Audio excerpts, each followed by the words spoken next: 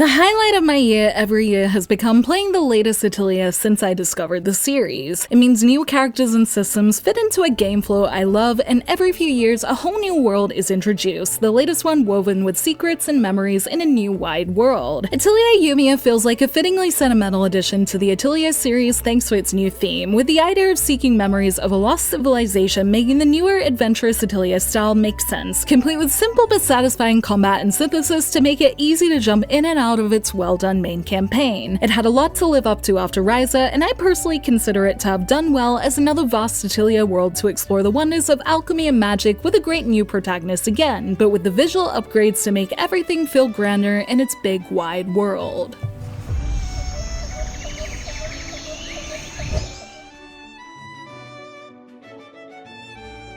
After resting on their popular lost protagonist for the previous few entries, Atelier Yumia finally brings in a new protagonist into the fray, the girl from his namesake, Yumia. As a girl who lost her mother, she's not as blindly confident as other protagonists, although she does have confidence in her abilities, entering the Alatis research team's initiative to discover the lost history of the continent and how it connects to her family and the dancer-like art form of alchemy she's inherited that can help the cause. Despite alchemy being taboo and based in mana in this world, as someone who can will this mana through movement, Yumia is uniquely useful to the search, even if it makes people suspicious of her and means she needs to be kept an eye on. Somehow this ends up being the perfect recipe for an interesting story of self-discovery and a new world as things move forward, as the journey reveals the secrets of alchemy in this world's past as the group spend their time pioneering the land and uncovering its history. In order to explore the lost continent of Alatis, Yumia and friends must investigate the unexplored world and its regions, a fantastic premise to play in as it leaves plenty to see as the main story unfolds. As an Atelier game, Yumia naturally still holds the usual game flow of synthesis, combat, and exploration, with the first part being one of Atelier's unique in-depth systems. But since Ryza 3, exploration in Atelier has been growing and was definitely the highlight of my 70-hour playthrough this time. As you go through the main story, question marks on the map make it easy to get lost in the world, with Atelier elements mixed into small parts like simple synthesis where you can craft things like bullets on the go, keeping the ideas of Atelier present as it lets you adventure enough to once again have me feeling the Atelier Skyrim vibe I felt in Ryza 3. The vast world hides treasures, caves, and ruins to help you discover new parts of it, often partner with puzzles to stop from getting bored, all while learning the history of the lost land that adventuring will help you discover more lore to that helps enrich the world. While simple synthesis might just feel like an homage to deeper Atelier elements waiting back at the base, new parts like bullets and repair kits give you reasons to keep searching through the pioneering efforts that give plenty to strive for and are easy to tack onto your journey, with how Yumia lets you have multiple types of goals at once, meaning you'll never likely be just doing one thing on this journey. As always, materials can be used back at the Atelier for synthesis, with the addition of general materials that can be used in simple synthesis and building mechanics that go further than just making the Atelier look cute if you decide to take advantage of raising each base's comfort level and reaping the benefits.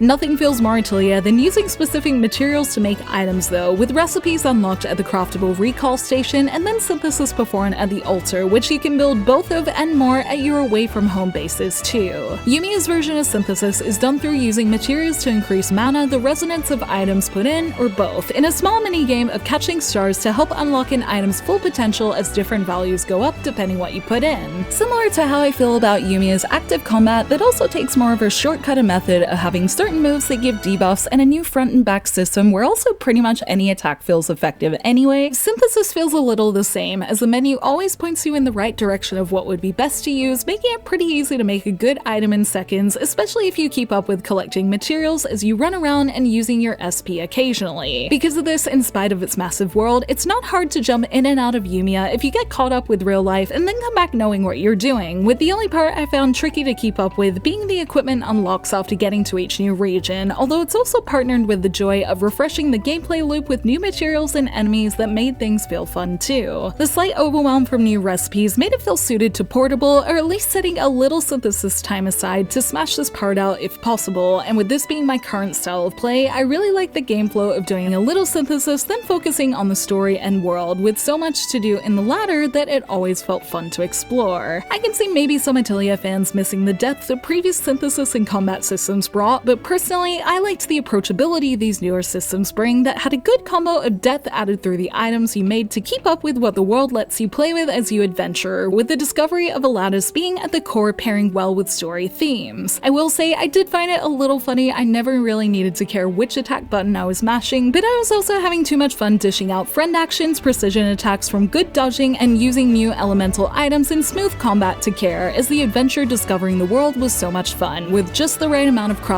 in between to make it feel like a fun and well-rounded open-field Atelier to play in.